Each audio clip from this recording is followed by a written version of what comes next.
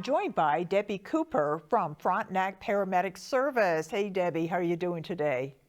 I'm excellent. How are you? Just fine, thank you for asking. So, you are an ambulance attendant. I'm actually in Ontario. We are paramedics. Okay, so a paramedic, you don't just transport people, there's more to it than that. Can you tell me about that? Yeah, there's much more to it. So we are obviously activated when you call 911, and we come with our ambulance. And our profession has changed quite a bit in the last 20 to 30 years. And we bring a lot of what's available at the emergency rooms and hospitals to your doorstep, to your bedroom, wherever your emergency is happening. And we're there to assist you medically and then transport you to the hospital for definitive medical care. Now, do you always transport people, or sometimes are you able to get them comfortable and okay, and you say, you know what, you don't really need to go to the hospital, or do you always load them up and whisk them off? We don't always load them off and whisk them off. It's always up to the person who calls to come to the hospital, and if they choose not to, we respect their wishes with the caveat that if you're very sick, we're going to try and get you to the hospital. But oftentimes people call us for things like they've fallen and they just need help getting up. In those cases, when someone is not injured, we are more than happy to help you up and to get you back to a stable place. And so we say sign you off. So we have documentation that needs to be signed and then leave you at home. Sometimes people call because they're unsure what to do and they just need a second opinion, a second set of eyes on something, and help making these decisions.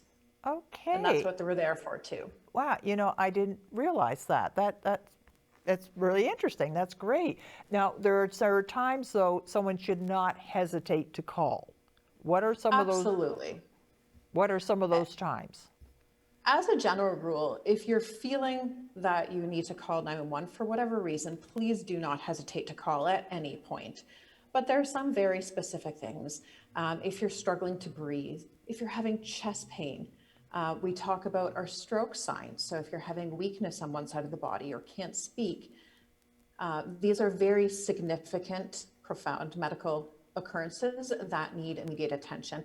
But in general, if at any point you feel that you want assistance, we are here for you, and do not hesitate to call us. Now, let's say I'm out walking and I slip and I fall and I'm pretty sure I've broken my arm. I didn't bang my head, I just broke my arm. I can get to the hospital under my own steam. I could call a friend.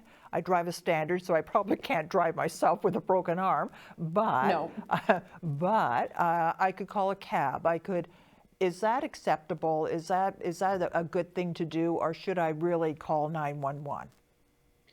If you are ever in a situation where you are uncomfortable using some of your other resources, then we are here and please call 911.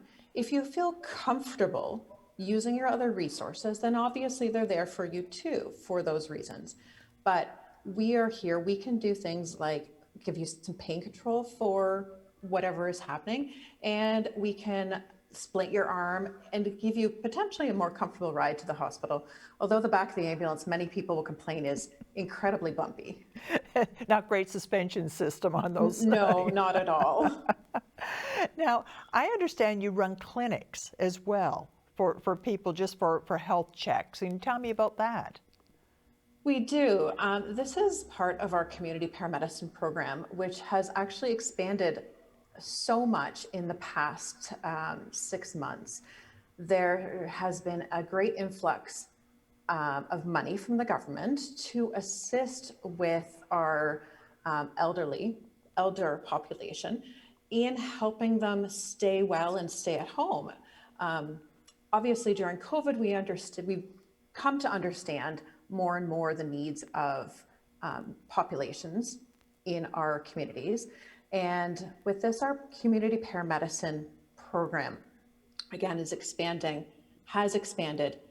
We offer clinics, monitoring clinics for medical conditions like high blood pressure or diabetes in certain apartment complexes, seniors buildings in Kingston. But we also offer assistance for those people who are attempting and trying really, really hard to live at home with the resources they have. So home care resources, family coming in, nursing resources through the local integrated health network. We are involved in becoming part of those resources for people. That's a great idea. I didn't, again, I'm learning so much today. I didn't know you did all those things. So We do. it's an easy phone number to remember, 911 if you're really in trouble. But if Absolutely. it's just to gain information, then is there another phone number?